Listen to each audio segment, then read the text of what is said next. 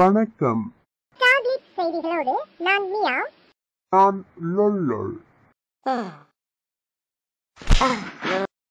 மசாலா படத்தில் கவர்ச்சி காட்டுவதற்காக தனது உடல் எடையை கூட்டிய கலகலப்பான அங்காடி நடிகை தற்போது துப்பாக்கி இயக்குனரின் புதிய படம் ஒன்றில் நடிக்க இருக்கின்றாராம்.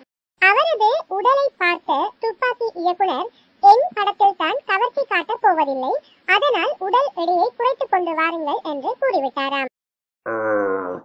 இதனை அடுத்து ஜிம்முக்கு போய் உடல் எடையை குறைக்கும் முயற்சியில் இருக்கின்றாராம் அங்காடி நடிகை. நன்றி, வணக்கம்.